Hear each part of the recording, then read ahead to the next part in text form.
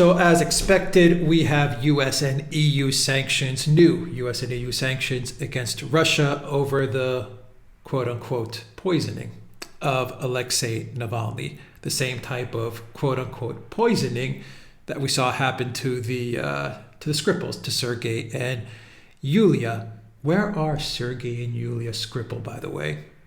No one even talks about them anymore. They just, poof, vanished. So we have new sanctions now on Russia, and this was coordinated by the US and the EU. The title from Zero Hedge says US and EU hit Russia with coordinated sanctions over Navalny poisoning. Now, Alexander Mercouris has done a video on this where he goes into this in detail. I'll put a link to that video down below so you can check it out. I'll make this video very quick. I'll try to make it quick and just highlight a few things. Let's just put some context to this title from Zero Hedge. As expected on Tuesday, shortly after the European Union announced sanctions against top Russian officials accused in connection to the Navalny case, the United States rolled out with its own sanctions in a coordinated effort. Once again, you see the EU and the US coordinating their efforts to do very stupid, completely unproductive things. Completely unproductive. Today, as part of a robust interagency response to the poisoning and imprisonment of opposition figure Alexei Navalny, the Treasury Department is designating 7 senior members of the Russian government. The Biden administration announced Tuesday afternoon. All right, so 7 members of the Russian government. I'll make a bet. 1 million bitcoins that the Russian government doesn't give an F. They don't care. They expected this, they're used to this. In particular, the U.S. Treasury penalties target 7 Russian government officials who stand broadly accused of orchestrating the alleged nerve agent poisoning of anti-Kremlin activist Alexei Navalny, who since his return to Russia from Germany has been sentenced by a Moscow court to 2.5 years in prison, stemming from a prior embezzlement case. Let's see, we joined the EU in condemning Alexei Navalny's poisoning as well as his arrest and imprisonment by the Russian government, Treasury Secretary Janet Yellen stated. All right, Janet Yellen.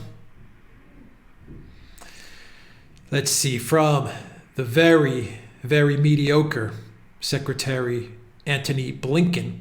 Today, the U.S. imposed sanctions on Russia for attempting to assassinate Alexei Navalny with a Novichok nerve agent.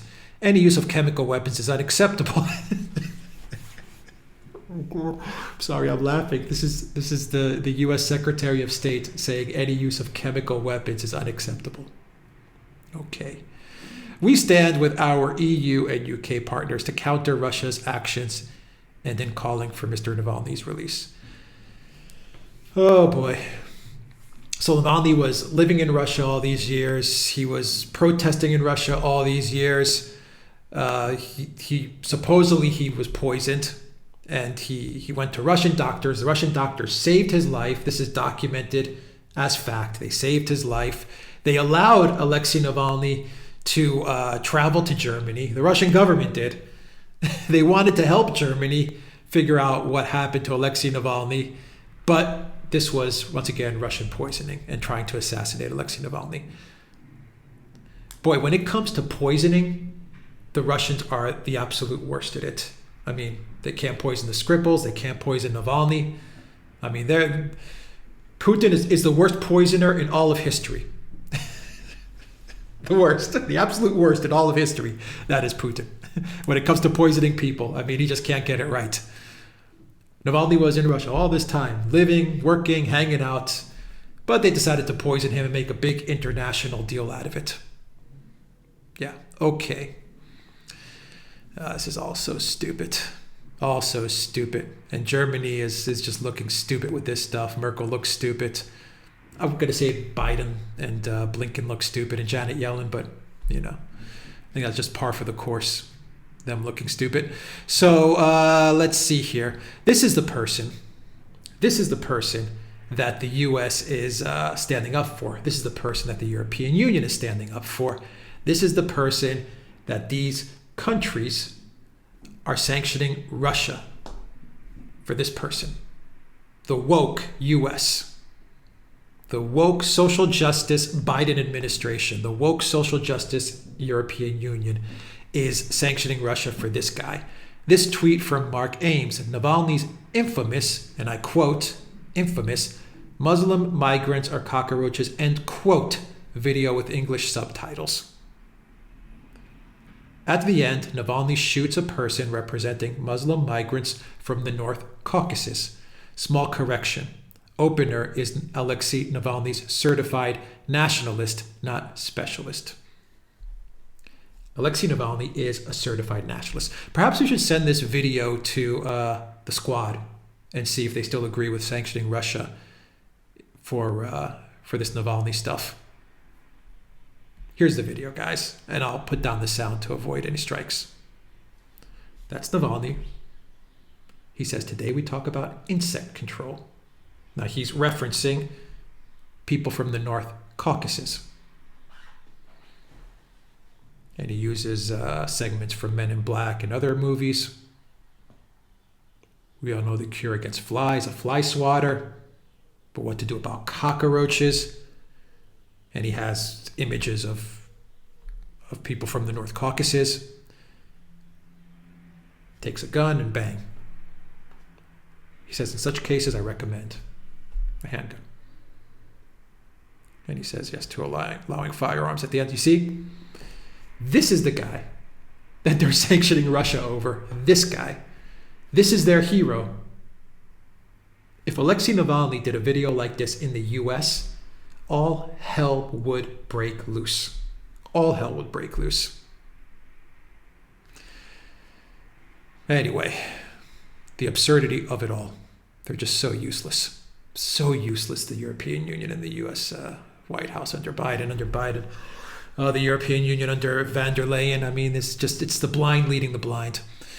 So we have this article from RT, new Western sanctions against Russian officials over jailing of opposition figure Navalny. Outrageous and ineffective, says the Kremlin. It's ineffective because, speaking to journalists on Wednesday, Vladimir Putin's press secretary insisted that the measures enacted against 4 high-ranking legal and civil state employees were effectively redundant. Quote, if you look at the people on whom these restrictions have been imposed, he said, this is actually a duplication of those restrictions that they are already subject to under Russian law.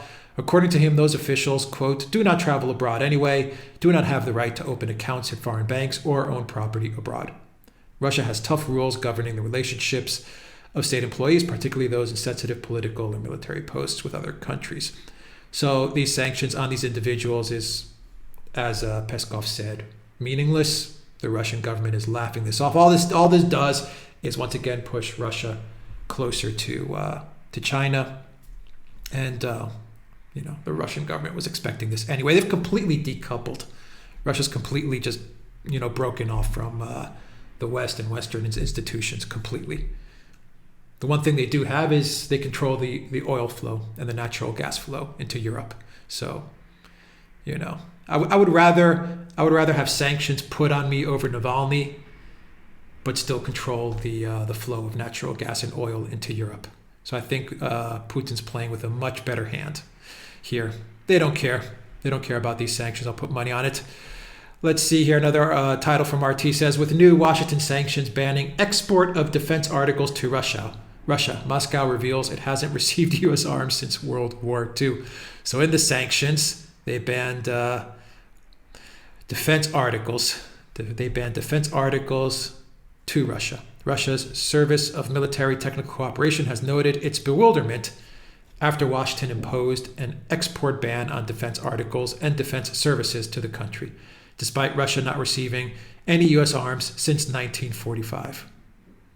The government has exercised its authorities to send a clear signal that Russia's use of chemical weapons and abuse of human rights have severe consequences, a press statement from Blinken said. As part of the restrictions, Russia has been included in Section 126.1 of the U.S. International Traffic in Arms Regulation, which essentially means that any request from Moscow to buy defense-related items would be flatly rejected.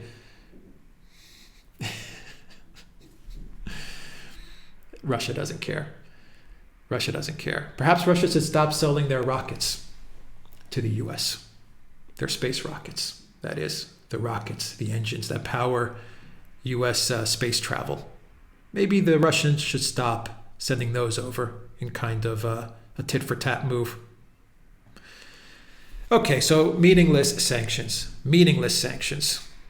They just make the U.S. and they just make the EU just look bad. They don't have anything better to do? Really? You guys don't have anything better to do at this moment in time than more sanctions on Russia over Navalny. In the meantime, the Pentagon has announced $125 million in military aid for Ukraine. Of course, Biden's going to give money to Ukraine. Of course he is. On Monday, the Pentagon announced a $125 million military aid package for Ukraine.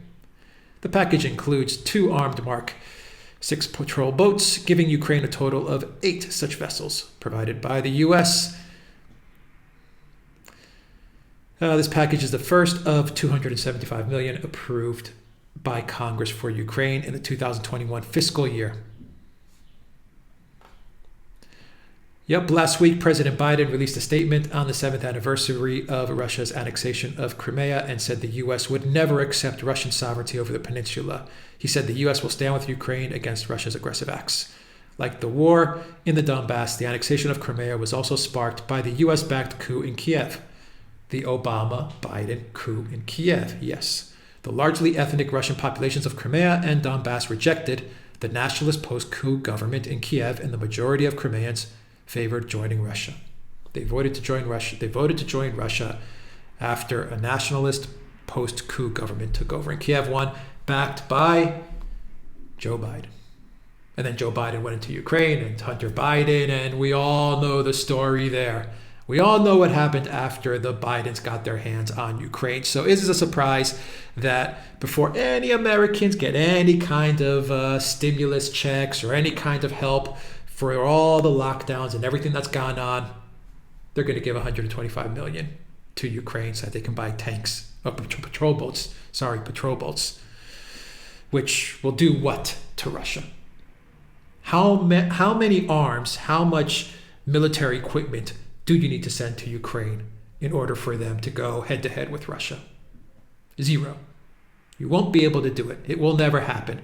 So this is just more corruption. That's what this is. This is more money going into Ukraine to line the pockets of people in Ukraine who are in the military department, who will then give the kickbacks back to the military-industrial complex in the U.S. and to the politicians who are backed by the MIC. All this money is money laundering. It's just, putting money into Ukraine and just getting it out through the back door back into the pockets of the politicians in the U.S. Basically, what was happening in Ukraine under the Obama White House in the second term of Obama. All right, guys, that's the video. Check out Alexander's video on this as well. I'll put a link down below. Go to the Duran shop, pick up some merch, help out this channel. That's it for this segment. I'll have some more segments coming out soon. Take care.